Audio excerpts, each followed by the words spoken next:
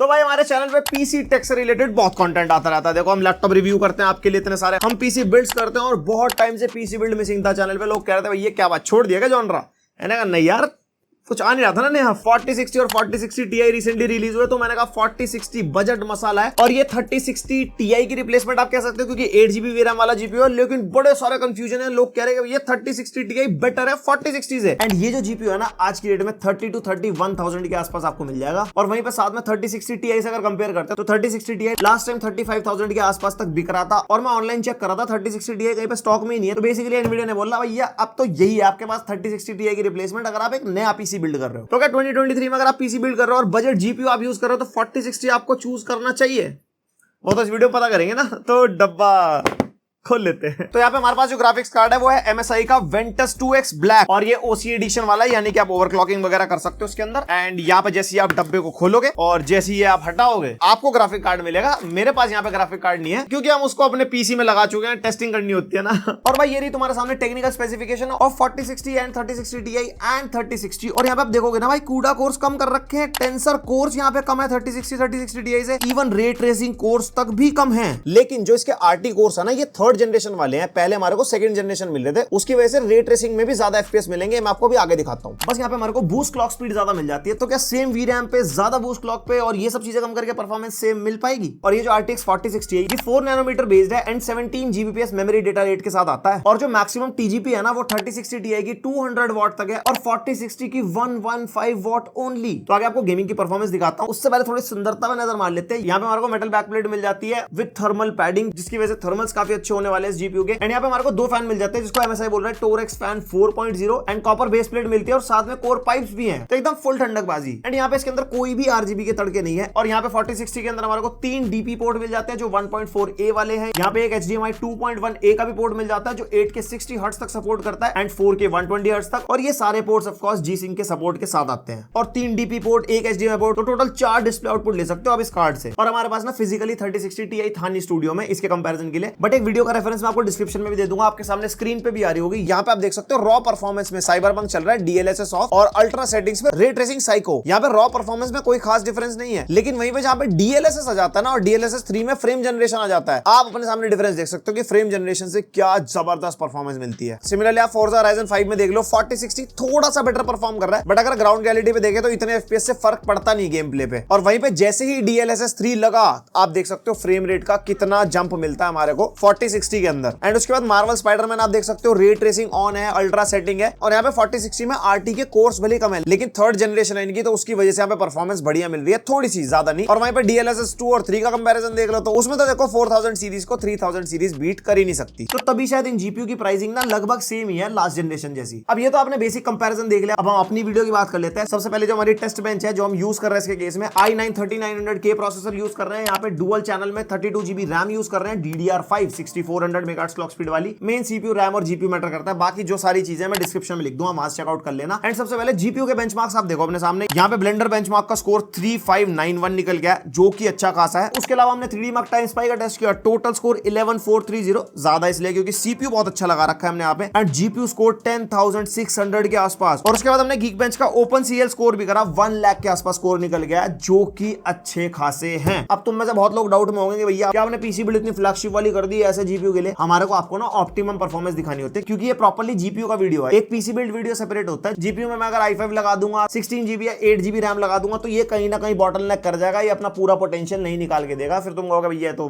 मजा नहीं आया। तो पूरे नंबर देख लिए। अब जैसी पीसी बिल्ड आप करोगे उसके अकॉर्डिंग चीजें ऊपर नीचे हो सकती हैं। एंड इस जीपीयू के अगर प्रोडक्टिविटी परफॉर्मेंस की बात करते हैं तो यहाँ पे हमने 4K 60 की वीडियो एडिटिंग करी थी। टाइमलाइन को एडिट करने में तो ऑब्वियसली सीपीयू का ज्यादा रोल होता है, लेकिन जब हम एक्सपोर्ट करते हैं तो उसके अंदर भाई अच्छी खासी परफॉर्मेंस देखा था। मैंने कोई कंपैरिजन वगैरह तो नहीं करा, लेकिन जीपीयू उस चीज में परफॉर्मेंस बढ़िया देता है। एंड मोर ओवर आपको 3D modelling, architecture, after effects वगैरह चलाना है या कोई भी जीपीयू इंटेंसिव टास्क करने हैं वो भी अच्छे खासे झेल जाएगा क्योंकि भाई 8GB VRAM के साथ आता है, तो कोई ऐसी दिक्कत नहीं है। और जिस प्राइस पॉइंट पे आता है उसमें प्रोडक्टिव टास्क बढ़िया हैंडल कर लेता है। और भाई अब जरा गेम टेस्ट पे नजर मार लेते हैं। हमने 1440p पे सारे गेम टेस्ट करे हैं। वैसे 8GB VRAM के साथ आता है, लेकिन 1440p पे अच्छी खासी परफॉर्मेंस देगा। आप गेम टेस्ट पे नजर मारो, फिर कंक्लूजन की बात करते हैं। और यहाँ पे पहला गेम टेस्ट करें वैलोरेंट, सेटिंग्स रखी है हाई पे, बाकी सेटिंग्स आप वीडियो पॉज करके देख सकते हो। एंड भाई मानता हूँ ये गेम टेस्ट करना बनता नहीं, क्योंकि CPU इंटेंसिव गेम है और यहाँ पे i9 लगा हुआ है। यहाँ पे आराम से हमारे को 350-400 FPS मिल रहा है, तो इसको आप इग्नोर कर सकते हो। उसके बाद हमने टेस्ट किया GTA 5, और हाँ रेजोल्यूशन का आपको बता दूं, सारे गेम्स का रेजोल्यूशन 1440p है। मैंने कहा भाई साहब 8GB VRAM है तो 1440p टेस्ट करेंगे, और ये अल्ट्रा सेटिंग्स पे है। जहां पे आप देख सकते हो वेरी हाई है, वहां पे वेरी हाई है। उसके अलावा जहां पे अल्ट्रा हो सकता है वहां पे अल्ट्रा कर दिया था। एंड यहाँ पे भाई अल्ट्रा सेटिंग्स पे हमारे को 60 to 70 FPS मिल रहा है, जो कि अच्छे खासे है। और वहीं पे अगर हम वेरी हाई सेटिंग्स पे खेलेंगे तो आराम से हमारे को 100+ FPS मिल जाएंगे। उसके बाद we tested far cry 6 1440p पे कर रहे टेस्ट। अल्ट्रा सेटिंग्स हमने लगा रखी है, और कोई भी अब स्केलिंग का मेथड यहाँ पे नहीं है। और यहाँ पे बढ़िया 1440p पे 90+ FPS निकल के आ रहा है। गेम प्ले में कोई दिक्कत नहीं देगा 4060। अगर आप 2023 में पीसी बिल्ड कर रहे हो और आपको एक अच्छा जीपीयू लगाना है बजट साइड में, लाइक 30,000 के आसपास, तो ये एक सही चॉइस हो सकता है गेमिंग के हिसाब से। उसके बाद हमने टेस्ट किया RDR2, प्रीसेट रखा फेवर क्वालिटी पे, यानी कि हाईएस्ट, और एक तरफ रखा DLSS ऑफ और दूसरी तरफ DLSS क्वालिटी पे। एंड डिफरेंस साफ दिखाई दे रहा है। 60 to 65 FPS मिल रहा है हमारे को नॉर्मली, एंड 80 FPS के आसपास, लाइक 75 to 80 DLSS के साथ मिल रहा है। एंड एक चीज मैं नोटिस कर रहा था, जैसे लैपटॉप का 4060 परफॉर्म कर रहा है ना, इसकी परफॉर्मेंस लगभग वैसी है 1440p में। उसके बाद कॉल ऑफ ड्यूटी वॉरज़ोन 2.0, यहाँ पे एक्सट्रीम प्रीसेट पे टेस्ट कर रहे हैं। एक तरफ DLSS को ऑफ रखा है, दूसरी तरफ हमने DLSS रखा है क्वालिटी पे। एंड भाई यहाँ पे हमारे को DLSS में काफी बड़ा जंप मिल गया। नॉर्मली हमारे को 70 to 80 FPS मिल रहे थे, लेकिन DLSS को क्वालिटी पे रखने के बाद 120+ FPS मिल रहा है। तो बाकी परफॉर्मेंस आप अपने सामने देख सकते हो, एंड थर्मल्स भी देख सकते हो इस जीपीयू के। हमारे मैक्सिमम 70 डिग्रीज के आसपास इस जीपीयू के टेम्परेचर जा रहे हैं, और जो रूम टेम्परेचर है वो 26 to 27 डिग्रीज है। उसके बाद स्पाइडरमैन मुरली भैया करें टेस्ट हमने। यहाँ पे वेरी हाई सेटिंग्स है, रे ट्रेसिंग अभी हमने ऑफ रखी है, लेकिन DLSS एक तरफ ऑफ है और दूसरी तरफ क्वालिटी पे। एंड यहाँ पे थोड़ा सा डिफरेंस ज्यादा मिलेगा FPS के अंदर, क्योंकि DLSS फ्रेम जनरेशन हमारे को यहाँ पे मिलता है 80 to 90 FPS मिल रहा है हमारे को normally, and DLSS frame generation quality पे लगाते हैं 100+। तो यहाँ पे स्मूथ गेम प्ले और जीपीयू की परफॉर्मेंस अच्छी खासी हमारे को मिल रही है। उसके बाद सेटिंग्स वही सेम है, DLSS वाला सीन भी वही सेम है, लेकिन यहाँ पे रे ट्रेसिंग को हमने हाई पे कर दिया। और यहाँ पे रे ट्रेसिंग को हाई करने के बावजूद भी रॉ परफॉर्मेंस में अच्छी खासी परफॉर्मेंस हैंडल कर रहा है, लाइक 40 to 50 FPS निकल के आ रहा है, जो कि प्लेबल है। बाकी DLSS फ्रेम जनरेशन को लगाते 80 के आसपास, तो भाई एकदम स्मूथ गेम प्ले। फिर हमने सोचा थोड़ी जान निकाल ली जाए, अल्ट्रा सेटिंग्स पे टेस्ट करें साइबरपंक को, और यहाँ पे DLSS ऑफ एक तरफ और दूसरी तरफ फ्रेम जनरेशन है क्वालिटी पे। रे ट्रेसिंग ऑफ रखा हमने दोनों केसेस में। एंड भाई यहाँ पे रॉ परफॉर्मेंस में भी 50 to 60 FPS निकाल के देगा भाई अल्ट्रा सेटिंग्स पे, जो मतलब हाईएस्ट वाली है। और वहीं पे फ्रेम जनरेशन लगाई तो 30 FPS हमारे को ज्यादा मिल रहा है। तो यहाँ पे इस कार्ड को कह सकते हैं भाई 1440p में अच्छी गेमिंग करवा देगा, क्योंकि साइबरपंक को झेल लिया यार इसने, और क्या चाहिए। फिर मैंने सोचा जरा रे ट्रेसिंग को लगा लेते हैं। रे ट्रेसिंग हमने कर दी अल्ट्रा पे, और उसके अलावा सेटिंग्स हमारी अल्ट्रा पे ही है, और DLSS ऑफ एक तरफ और एक तरफ फ्रेम जनरेशन क्वालिटी। और यहाँ पे तो भाई साइबरपंक ने डेस्कटॉप जीपीयू को भी रुला दिया, 20 FPS के आसपास मिल रहा है हमारे को अल्ट्रा सेटिंग्स पे। ऑब्वियसली यहाँ पे कोई DLSS नहीं है, लेकिन जहां पे फ्रेम जनरेशन लग गया, मतलब DLSS 3 लग गया, भाई 60 FPS देगा ये अल्ट्रा। रे ट्रेसिंग भी अल्ट्रा है, सेटिंग्स भी अल्ट्रा। तो अगर 1440p गेमिंग के लिए जीपीयू ढूंढ रहे हो तो ये आपके लिए बढ़िया चॉइस हो सकता है। अगर आप एक हार्डकोर गेमर हो, लेटेस्ट टाइटल्स खेलते रहते हो, क्योंकि DLSS का फायदा आपको अपकमिंग टाइटल्स में मिलेगा ना, वरना आज की डेट में कोई भी आपको गेम चल जाएगा। कैजुअल गेमिंग आप करते हो तो 3060 Ti भी एक अच्छा ऑप्शन है। तो भाई मेरी तरफ से यही था इसका रिव्यू 4060 का। एंड यहाँ पे अगर हम 3060 Ti और 4060 को कंपेयर करते हैं तो रॉ परफॉर्मेंस में ऐसा कोई डिफरेंस नहीं है। एंड देखो लॉजिक साफ है, अगर आप आज की डेट में पीसी बिल्ड कर रहे हो तो आप 4060 ही लो, आपको 30,000 के आसपास मिल जाएगा, जो कि अच्छा खासा वैल्यू फॉर मनी जीपीयू है। लेकिन उसमें क्या है तो परफॉर्मेंस 3060 Ti जैसी ना, तो सेकंड हैंड 3060 Ti के लिए भी जा सकते हो, क्योंकि नए नहीं मिल रहे आज की डेट में। एंड मेनली डिफरेंस आएगा DLSS के अंदर। DLSS 3 में जो फ्रेम बूस्ट मिलता है ना, वो आपको RTX 3000 सीरीज के कार्ड्स में नहीं मिलेगा। एंड फ्यूचर में जो भी गेम्स रिलीज होंगे, DLSS 3 का सपोर्ट बहुत सारे गेम्स में आने वाला है। तो चॉइस आपके ऊपर है, आपको कैसा डिसीजन लेना है। और 4060 से रिलेटेड कोई भी सजेशन, कोई फीडबैक है डिस्क्रिप्शन में डाल दो, कोई वीडियो का आइडिया है वो भी डाल देना। हम कोशिश करेंगे फ्यूचर में कोई और वीडियो बनाने की। एंड पसंद आए वीडियो तो लाइक मार देना, पहली बार आया तो सब्सक्राइब। मिलते हैं नेक्स्ट वीडियो, अब तक के लिए